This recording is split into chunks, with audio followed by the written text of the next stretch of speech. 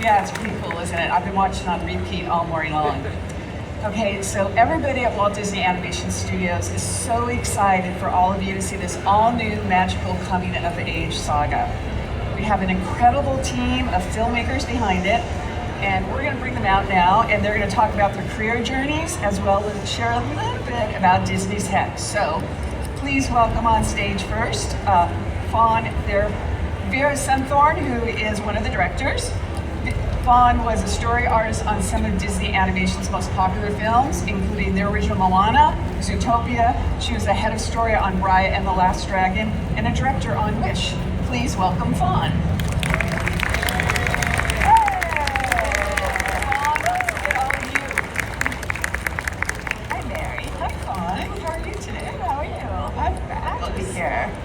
Okay, our next director started in Disney Animation nearly 20 years ago, and has been a story artist working on such films as Moana, Big Hero 6, and a lot of others. Most recently, he was head of story on Encanto, and he was the director on the record-breaking Moana 2. Please welcome Jason Hand. Hi, everybody. Hello, Jason. Mary, thanks for having us. All right, next. Please welcome our co-director, an accomplished story artist who led talented teams as head of story on the first Zootopia, Ralph Breaks the Internet. She was also a director on Zootopia Plus. Please welcome Josie Trinidad.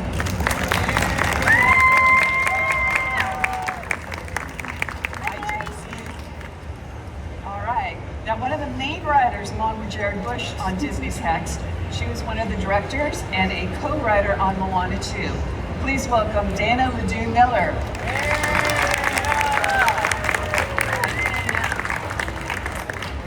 Okay, last but not least, one of Disney's most prolific producers. He started his producing career with The Hunchback of Notre Dame. I was actually working at the studio then, so it says a little bit about our ages. I'm glad you laughed at that. Moving on to classics like Treasure Planet, Tangled, before winning the Academy Award for his work on Big Hero 6. He was the producer of the Baymax series as well. Please welcome Roy Conley.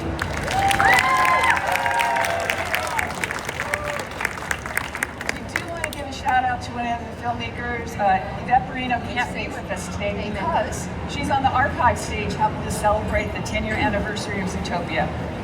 Yvette's Roy's fellow producer, and she was also an Oscar winner on Encanto and the producer of Moana 2 and Zootopia 2. So let's give it up for Yvette. Yay! Okay, thanks for being here, everybody. I know you've had a busy weekend so far. So before we get into hearing a little bit about Hexed, which is I know why you're all here, but all of these filmmakers have had an incredible journey here at Disney Animation. And I first want to ask them how they found their way into Disney Animation. So we're just going to go down the line, and we're going to start with Fawn. If you could start a little bit, and I know we have some storyboards. Oh yeah. I started out my career as a character animator, but in Flash, because I love to draw. That kind of lead me into storyboarding. And one of the beloved project that I'm very proud to be involved with is Moana. And in this moment with Moana and Grandma Tala, I draw a lot of inspiration from my relationship with my own grandmother. We have a close, tight-knit relationship, and it's a bit playful. She's a kind of grandma that would take her granddaughter to a concert. So cool. And I mean, that love and emotion, that relationship really came out in this particular scene. And then the next one I talk about is Raya and the Last Dragon. Oh yeah, I love food. I love animated food. In all scenarios. So anything I work on, I try to put food on screen. And when on Raya, we were like, oh, food represents 5 lands. They come together. Let's do it. Let's draw it. Let's light it. I think it means we all want to go eat with Fawn at some point. Oh yes. All right, Jason. Now your storyboards always bring the fun. Let's take a look at first Big Hero 6. Oh yeah. So I mean, just to say, like, I wanted to be in films my entire life, and sort of animation and filmmaking came together for me to go to CalArts. I went through CalArts and sort of started working at Disney, and I've been doing it ever since. This scene right here was so much fun. I was working with Roy on this project, and we just had so much fun, like squishing and squashing an inflatable robot, which you've never seen before, was an absolute blast. And Hero's relationship with Baymax was the most special part of that movie, so I loved this scene so so much. It was one of my favorite things I've ever done. And I love at the end when he just kind of claps and suddenly builds himself back up again. Yeah. It's awesome. That's how everybody feels after a long D23. Perfect, exactly. And then a little bit about Encanto. Yeah, so Encanto is very special to me. My wife, who is Latina, and her family is from Ecuador, so it's very close to the country of Colombia, and it was something I really wanted to work on. Now, you tie that to working on a film that Lin-Manuel Miranda is making the songs for, and it was a dream come true. This opening number, which is what these storyboards are from La Famille Natural, was incredibly complicated to storyboard, but it was so much fun because it had to introduce every one of the characters in the family and what their powers were, and then ultimately led to finding out that Mirabel does not have any powers. It was fun, and it took, I think I did like 47 versions of this, like tiny little changes, but it was a blast. That's one of the things nobody ever really talks about in your storyboarding process, the iteration of what you have to do to come up with just the right idea. I always call it story reboarding. That's what we That's just because we want to make it right. It's fun. All right, and then Josie, of course, you crafted amazing moments as a story artist and head of story. So can you tell us a little bit about creating some of these iconic scenes? Should we jump in The Princess and the Frog? Yeah, so The Princess and the Frog was my first film that I ever worked on. Actually, thank you. Jason and I went to CalArts together and studied character animation. And after a few stints doing some toy illustrations, I got a story internship at Disney. It was like the Willy Wonka and Charlie getting in the golden ticket. And the first project I worked on is with Ron and John of famed, Little Mermaid. I was working with my heroes and I was really intimidated, but I learned to kind of trust my instincts, and it was a joy. I can't believe I have not seen these parts in a million years. They're quite rough, but I just kind of relied on my instincts and what I would do and how I would feel, and that was a wonderful experience. But it was pretty, I don't know, it's like a dream come true, really. Yeah, sometimes it's hard to meet your heroes, isn't it? Yes. But then with Ron and John, it's fun to meet your heroes. And they were so wonderful to work with, but they also don't give praise like often, and so I felt like I was dying, and just trying to, keep afloat. But it was wonderful. It was a wonderful experience. And then I think you also drew some personal experience from Zootopia on the sequence when Yes. the fox is feeling alone for the first So time. on Zootopia, this was the first time I was a leader, which was really different from just being a team player. This is having to lead a group of story artists, and then work really closely with writers and directors and producers, and then also on top of that board. And so with this scene, with Homesick Cops, we were kind of redoing the story, and I thought, I'll take that scene. I really want to do that scene because I'd known what it was like to go to college for the first time and to be away from home, and so I tapped into that. And then I talked to our editor, Fabian Raleigh, who said, that's exactly how I felt when I left home for college. So sort of tapping into those universal experiences was how I sort of found my way through that scene. Yeah, and I so remember that part because after I graduated university, I lived in London for a year. Yes. And I knew nobody. Yes. And so I remember moving into a basement flat with no money by myself, like, oh my God, what did I just do? Mary, and then that's it all works out. I based my experience off of when I went to London and felt so sad. It's just something about London, I guess. But then you get happy and it's all fine. Okay, so thanks everybody for sharing that. So Dana, let's kind of kick it over to you now. So I know this is your third feature project with Disney. After breaking records with Moana 2, writing the live-action Moana with Jared Bush, and now writing with Jared on Disney's Hexed. I don't know, we may be breaking news here with that particular announcement, I'm not sure. I mean, I don't think it's been said very often, but yeah. So yeah, congratulations. So given that and the projects you've worked on, what is it about the stories of Disney animation that has really pulled you into this studio? You know, I came to Disney animation from a really roundabout way. I started my career writing live action television that I don't think would translate very well to animation.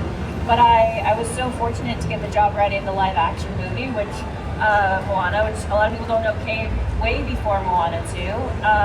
And that's how I met Jared Bush. And it's so rare that you meet someone creatively where you just sync. I think Jared and I are two very different people, but something about our styles just works together really well.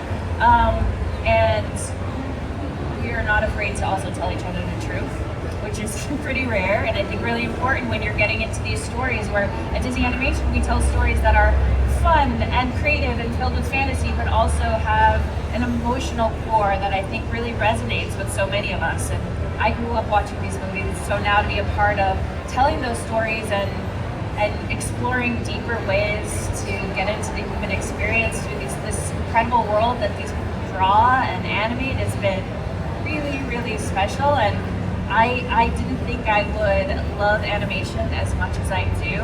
And it's not at all because we get to control every single element. But it's just, what an incredible place, not only to tell stories, but to work with amazing people who are at the top of their field every single day. I just feel, I don't know, I said I would never stay, and now I don't know that I'll ever leave.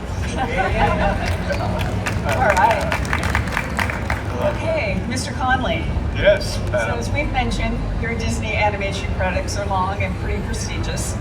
What have been some of your favorite moments, though, working as a producer at the studio? How long do we have? You don't have that much time. I have the clicker so I can control it. I was so lucky to come in and help, with Hunchback of Notre Dame, kind of ran the development of that.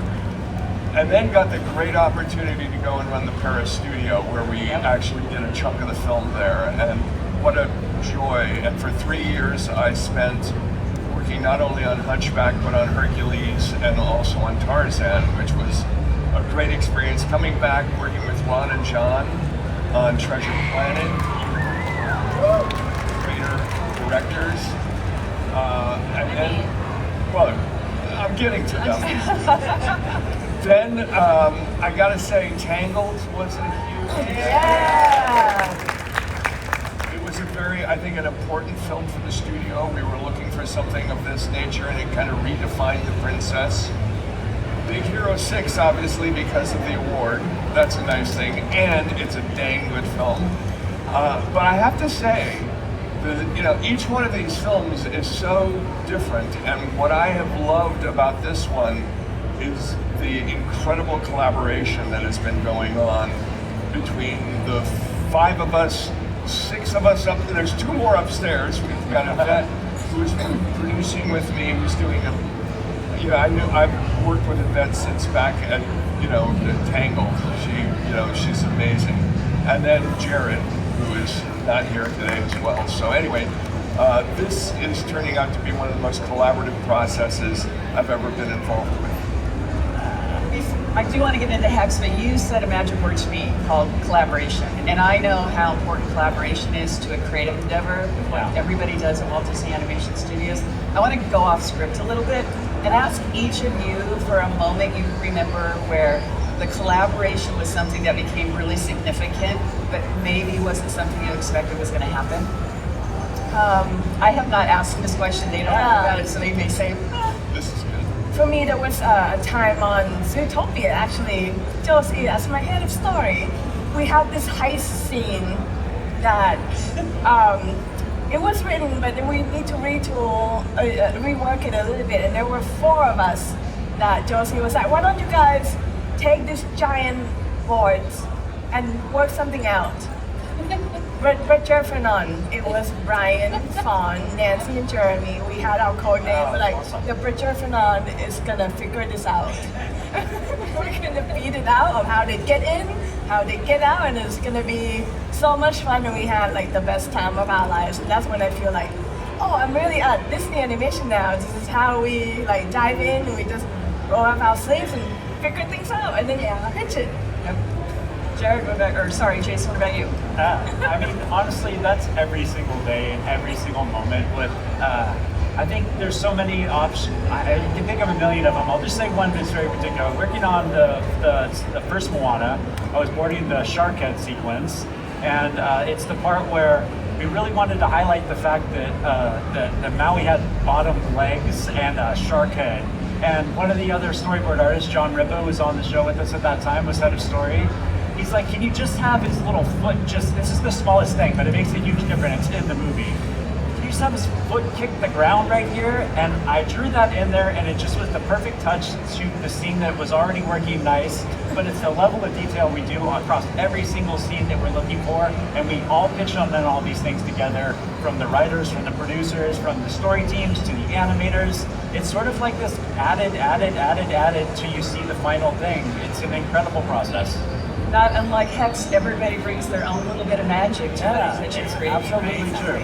Josie, what That's about you? really true. I mean, to collaborate with these fine folks has been amazing, I must say. I mean, even just I don't even know how many weeks, months ago it was, we were working on the climax of this movie, and Dana, you were there. I remember collaborating with you and Jared, and you sent me a text because I was in an assault of being issued the ending of the movie, and thankfully you said, hey, if you need any help, here's my number.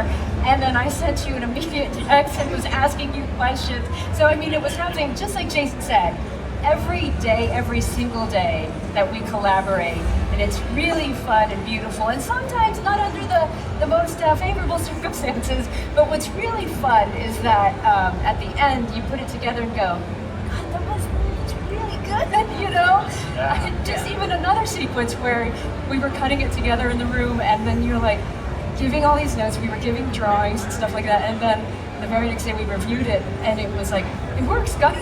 Like, you seem very surprised, but also at the same time, it was, anyway, I don't mean to single you out, but True, I mean, wonderful. I think just to build on that, not coming from animation and not, before I worked on 1 and 2, I didn't understand the process of how it works.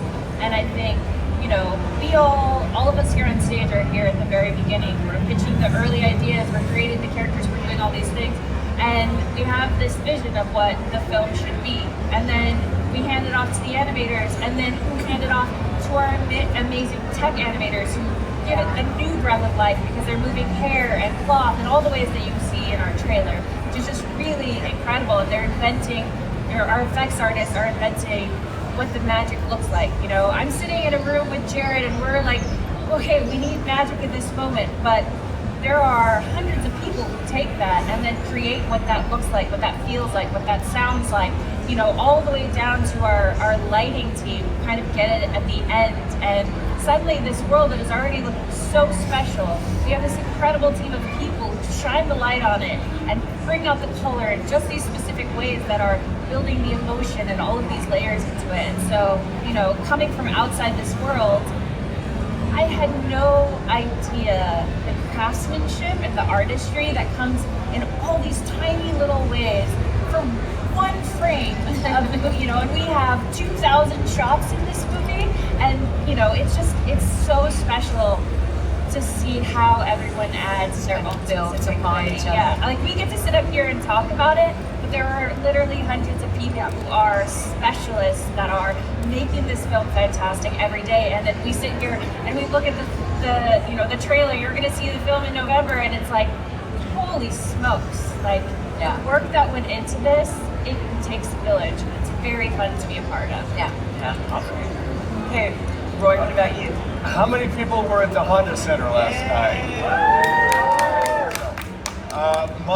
Mine touches on Tangled, and it brought a tear to my eye last night when the lights came up and all of a sudden you saw the lanterns. And John Ripa, that was an idea. We had the whole thing with Rapunzel coming into town and kind of, and what can we cap off? How can we make this a special event? And John Ripa came in with this idea of a lantern lighting that this happens in Southeast Asia. It's culturally significant, and how we incorporated it. Now it's become such an amazing aspect to that film. It is iconic in terms of, if you think of Rapunzel, you think of those lanterns. So, you know, whenever you get an idea like that, you grasp it, you embrace it, and you figure out how to make it your own. And I want to touch on one thing, Dana, you said earlier, as a writer in animation in particular, you get to create everything. So you have to create everything. Every single pixel you see up on screen, many artists have touched that to create it, because animation, you get nothing for free. Everything is from the mind and the imaginations of these filmmakers and all the talented artists who work for them. I am not an artist, but I sit in awe of all these folks, so I just want to say thank you for doing that. And okay, we'll go back on script now. Okay. Okay, so now we're going to jump to more questions about Hexed and a little bit of the direction the film's going in, and to talk a little bit about the characters first. So I'm just going to toss this out. So let's talk a little bit about Billy and her mother, Alice. Fawn, Dana, do you want to talk about that? Or Well, Jason? Billy is a bit of an unconventional teen, impulsive. I feel like maybe that's I don't know that she's unconventional. unconventional from an impulsive point. She's impulsive. She makes sometimes bad choices in life, but we will come to understand why she has this yearning within herself, that she feels different from anyone around her because she turns out to be a witch. Yeah. From a different realm. There's a bit of wish fulfillment in that, I think, but also, you know, in the trailer, there's this moment where you see and she says, "What is wrong with me?" And I think that sort of core feeling is something that we latched onto because it's something that we can all kind of relate to, especially when we're teenagers and we're still trying to figure out who we are. And, you know, we see the way we're reflected back by other people. And so it's been really fun to see how this teenage girl perceives her mom as thinking of her, you know? And so we're digging into this mother-daughter relationship, which has been really, I don't know, cathartic probably for a lot of us up here. I mean, I actually have a great mom, by the way, so Mom, if you're watching. But, you know, it's pretty universal in that sense, and I think for somebody who thinks that maybe there might be something wrong with her to suddenly find out that not only is there nothing wrong with her, but she might be filled with magic. What does that mean? That's been a really fun road to explore.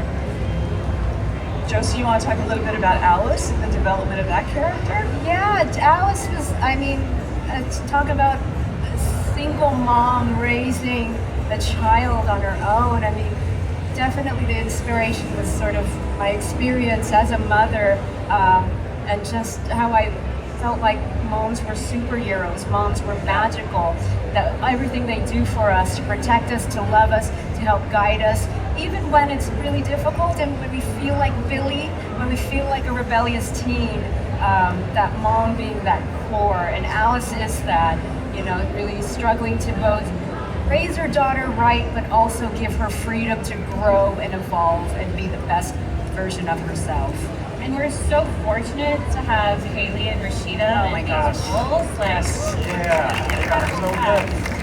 I mean, again, we draw, we write, we create these characters, and then suddenly these two powerhouse actresses come in and they add so much to it. And I think, you know, you always hope that two actors will feel really great in a scene together, but you never know for sure. And then suddenly you have Haley and Rashida, and it feels right. And so we're so excited for you to see this journey that they go on together. Right. So let's delve into the world of Hexed a little bit and the realm of witches. So Jason, you want to take us through a bit of that? Yeah. So the best thing about creating a whole new world is there's so many opportunities for us to explore a bunch of fun, crazy, weird ideas. And we really challenged ourselves to do something different with magic. And what that led us to was really digging in on what does it mean to be a witch, this idea of nature and how the natural world and our magic system is tied together. That's why there's a moon in our title. There's a moon as a huge aspect of our film. And it really just opened up a bunch of very specific areas for us to play in. And I think the other thing that we do is mix in a bunch of really weird things. Beef Roger Grumchuck, which is the three-eyed cat, is a good example of that. And we just really pushed the bizarreness of the world. And what that did is it makes this fun, weird, interesting, and like something you've never seen before. Rory, you want to? Yeah, I mean, look, we're very lucky with the cast of characters that we have coming down the pipe here. As announced last night, Jodie Foster, two-time actress. And then Walton Goggins, who I first learned of Walton Goggins on The Righteous Gemstones, and then I have been following him ever since. And he is an amazing actor who can go as broad as you want and as specific and emotionally intense as you want. He's stunning. He's absolutely stunning. And he's a three-eyed cat. And it's a three-eyed cat. And I have to say, thing that I've always been amazed at is the greatest actors are the most humble actors. Amazing how Jodie comes in. Yeah. She drives herself in, comes in, records. If we need to go a half hour more, she's there for us. Same thing with Walton. He's been very busy because he's got Fallout right now and whatnot, but these guys have given their heart to this work, so it's been stunning. So wait a second, Jodie Foster is the evil witch queen in this movie. It's so awesome, like, to have a true Disney villain in this movie, to really have Jodie come in and just put a stamp on this character. This is the villain in the best sense of a Disney villain. She is the hero of her own story and believes everything she's doing. And Jodie just came in and really brought something really specific and unique, and I mean, frankly, evil in a good way to this. And like Jodie, I don't remember that she's ever played a villain or a bad person before, so this has to be fun for her, right? She seemed to be really enjoying it, actually. Yeah. It's a great casting. So we're gonna move on a little bit here, and finally, without giving too much away, each of you, if you could, if there's anything you really want audiences to look out for when they actually see Hexed on the big screen in November. There'll be some big, some little. Yeah.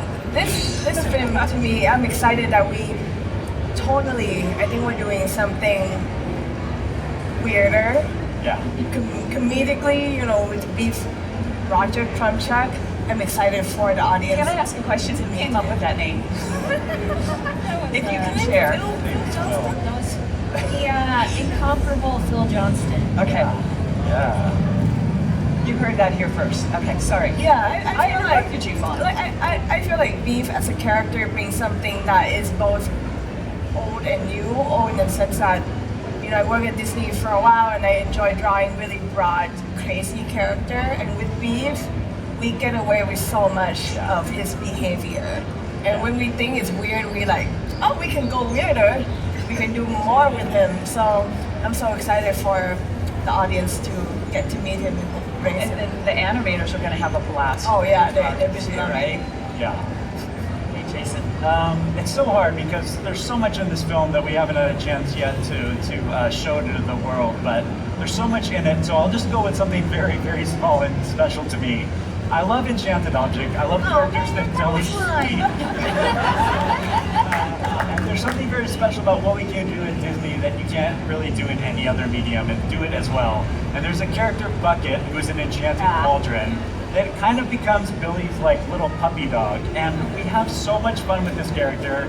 It's just a cauldron that walks around, and when his little, the rings on the edge of the cauldron moves, it's like little ears. And the animators, to what you were saying, are able to take this and give it such personality and such joy in just watching this completely non-verbal character come to life and really become a favorite for us.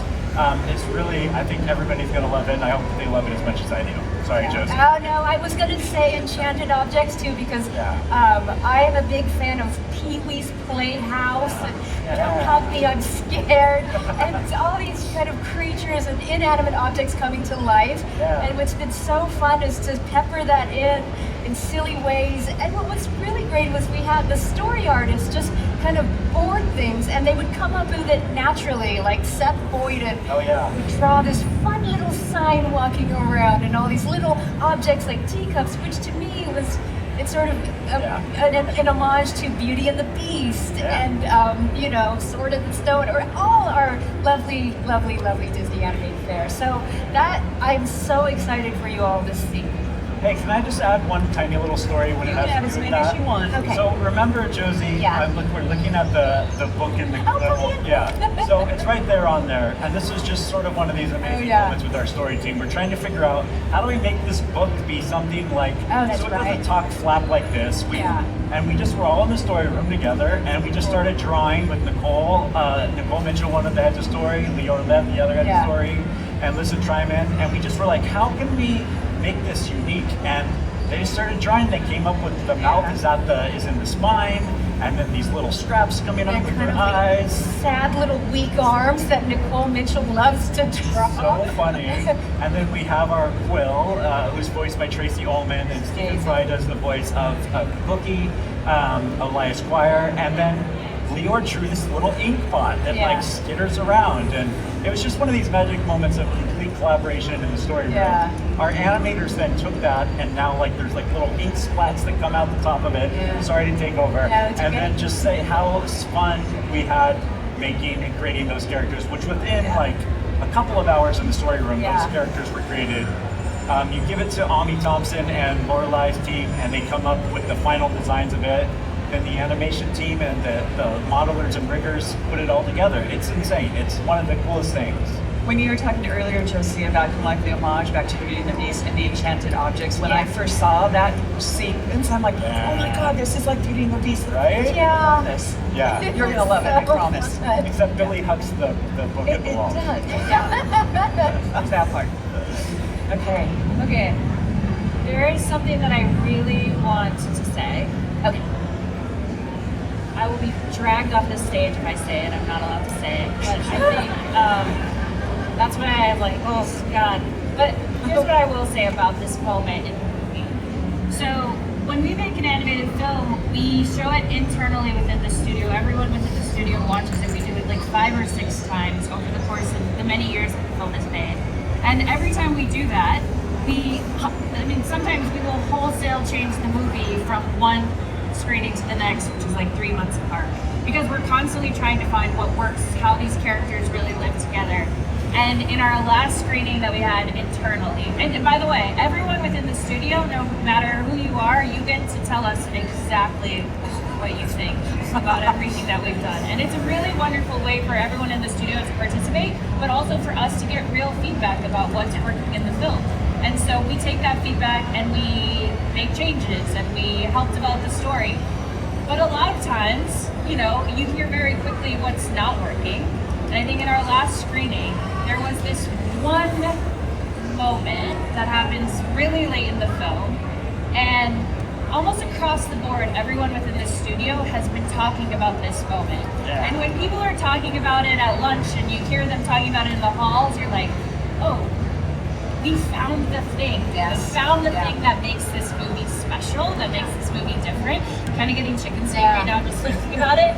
And it's like, oh, we cracked something that like is very emotional. And as a writer and as an artist, to get to really then take that moment and flesh it out and go, I'm so proud of this, and I can't tell you what it is. No spoiler, Dana. It's so cool. I will say to me, it's the thing that makes this movie unlike any movie that Disney Animation has ever made, and I'm so excited about it. But since I can't tell you what that is, I will tell you the other thing, which is that we have been so fortunate to get, 15 incredible cameos. I don't know if that number is exactly right, but we have the most random cameos in this movie that I think there's so many little Easter eggs that some are witchy, some are like, what? But they're so fun. So I'm excited for everyone to start pointing those out once the movie comes out. Okay. Brian, for me, I don't know, one of my highlights was today, actually, because you wore Bullet Billy boots. Billy Boots? Yeah. Doc Martin called me. I'm happy to, but yes, Billy's. There's so many Billy's. There's Billy's. I know. Billy Boots. You guys look great. Anyway, no, it's everyone has talked about story, but I want to talk about the visuals, because the world is such an important part to an animated film. And Lorelai Beauvais, who is designing, has done a phenomenal job with her team to bring together a world that you haven't seen before. It is incredibly intense. It's incredibly saturated. Yeah. You know, we go from kind of a suburban landscape to one of the most spectacular places in the world. And I'm just so in love when I look at the film, just when you're all of a sudden your eyes open and you're just in a new place. And I think it's stunning. Yeah, a shout out to Lorelai Beauvais, who started as a trainee or intern on Princess and the Frog. Development of the artist. So I want to go back a little bit. I'm going to rewind. So you were talking, Dana, about a moment that because of everybody talking about the film and you knew it worked and like you found that nugget and you expand upon it. Yeah. When you're in a creative endeavor and you're working with hundreds of artists, sometimes things change and they need to change in support of the story as well as the character development, what the world and environment is. Can you talk about as an artist what it's like not to hold something too precious because you know it's going to change, or maybe not everything, but something is going to change, and how you deal with that and come out the other end to continue to collaborate and to make the movie everybody wants to make? Can I jump on that real Of quick? course you 'Cause can. I think I feel very fortunate because I come from TV, and in TV you're constantly changing all the time. And that was I learned really early in my career that you can't be precious. And I think sometimes, you know, we love an idea so much that we don't want to let it go, but that can stand in the way of making something great. And so you kind of have to grieve a little bit, but if you can have the courage to let that go and be open to somebody else's idea or somebody else improving it, then that is what true collaboration is. It's when we each hold on to what we think is right and we don't open it up to everyone else that you don't tell a great story because you're just too myopic about it. And I feel really fortunate that I learned that early, because then I came to Disney Animation where everyone has amazing ideas. And so if I was holding on to that, we wouldn't be where we are. We wouldn't be able to make what we make today. And I think, for Josie and Fawn and Jason, you all had had a little bit of animation experience as well too. That you've seen it from both sides, because as a story artist, you're like, oh, this is the best board, and this is perfect, and it gets issued to an animator, and they bring something different to it, perhaps that you hadn't expected. Yeah. Can you talk a little bit about that?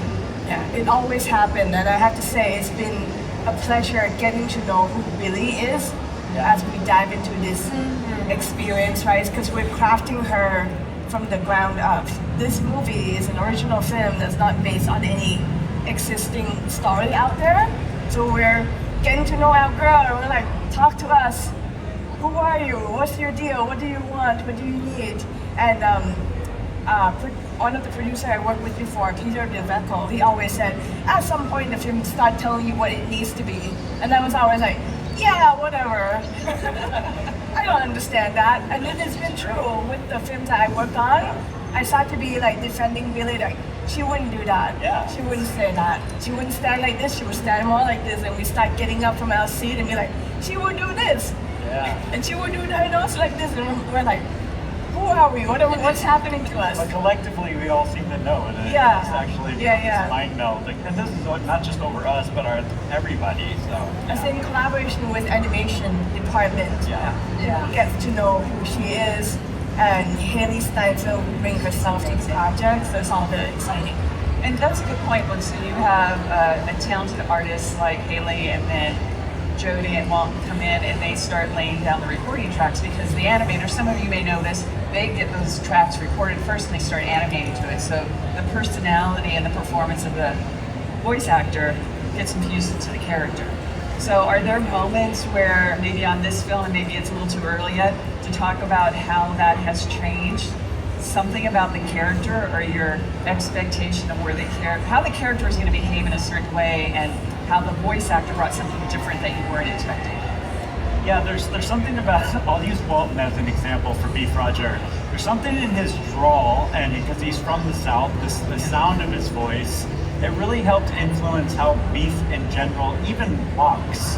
Because if he walks too fast, you're like, to Fawn's point, that's not how Beef would do it. He'd be much lazier about it. And so his magic is about being a little lazier, which is funny, and his drawl.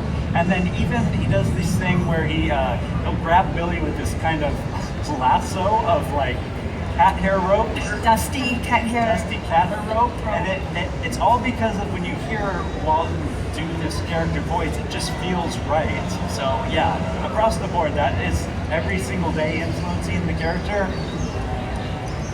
Josie, do you have anything you want to add to that with your experience on any of the films? About just like the things that you didn't expect, the nice surprises that happen and that just pluses a scene or a sequence or an entire movie. I feel like initially when I first started, as a story artist, was on the Tiana song, Almost There. One of our story artists had an idea, and he was from Europe, and so he used to do this gesture where he'd go flush, and whenever he didn't like an idea, like the old water closet idea. And so someone was pitching about how Tiana got into her song Almost There. And it was like, maybe she sort of rolls up her sleeves and she sort of sees the restaurant in the dilapidated building that was there. And initially I went, flush, I couldn't see it. And then as we continued to talk, it was, the more and more I could see it, and I felt like, I feel like I sort of learned real time the idea of yes and in improv, Yeah. where you kind of like don't have that initial kind of reaction to say no. Maybe you can't see it, and at the moment I couldn't see it quite then. But then as they started talking and we started to build it, we said, oh, actually that could be pretty cool if she kind of grabbed something or like kind of shifted her mother's eyes to start to see the vision, and then it started to go into the song. So it was sort of a lesson for me that, yeah, to be open and to kind of, if initially you feel like maybe that's not right, but then you let it just roll for a little bit, and then suddenly it's like, actually, yeah, that is pretty amazing. So that was a surprising lesson for me personally, and it's been like that, I mean, ever since, frankly, especially with a new project like Hexed. It has to evolve. You have to, like Dana's saying, kind of get to the best version of it, and even when you get there, say, how can we make it even stronger? And I feel like Jared Bush is so great at pushing us when we are dead dog tired to kind of really go, no, how can it be the best possible version of witches, of this world of magic, and how can it be stunning and new and different? And I feel like we know the boards, we know different iterations, we know maybe the animated, layout versions. But when I see the fully lit rendered images, it's like it's new again, and that's been surprising how it really does come together so beautifully, exponentially, as all the different departments start to build, and we all are kind of working as one studio. It's amazing. And I just want to add that, like we said, this is an original story, but one thing that we draw heavy inspiration from, this is a story about mother and daughter. We always talk about it as like mother-daughter love story. Yeah. And it gave us a chance to talk about our experience with our moms. And I remember we were at the offsite, and Josie, you started talking about like what if you were to be Billy, this were to be your mom's plan, that you would have been close to home, she would have done this. And there were so many things I've never heard about your mom that I was just like, oh, Who's a lovely human being. tell us more. Like your mom, Dana, right? Yes. No problems, no mommy issues at all. No, but I have to say, I didn't appreciate my mom and my sister until I had my baby boy. And I was working on Zootopia, and I basically, this is before Zoom and working from home, I just went like, here, watch my baby, I have to go make a movie. And my son was raised by my mom and my sister and my brother-in-law, my dad and my husband, of course, and our whole family. And it made me realize how much I guess taken for granted my own mother and my sister, who is a stay-at-home mom. And I realized how much she does, and I sort of felt like ashamed that I had not valued them as much as I should have. So Just channeled it into the movie. I did. Yeah. And that's that emotional ending that is that maybe We are not, it's really great. I mean, you're talking about experience, personal experience in a family. We all have our individual personal experiences that we bring to the table every day.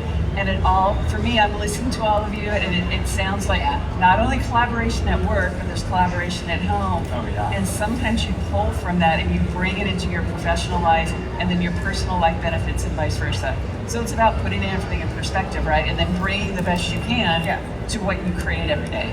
Yeah, and I feel like those were the best conversation in story room. It's not like, oh, it's kind of like this movie when this happened. It was kind of like, it's like when my daughter did this and I was so mad, but I cannot appear mad, I just have to stay calm. Yeah. Yep. There was a good moment we were talking about. There's a moment in the early on in the movie where Billy takes her mom's car for a little joyride, and that jumps this car over, over a little. There are no spoilers, right? No spoilers. Over some train tracks. But you hear it first. And there was some. We collectively went around the room, and I was like, yeah, I did that.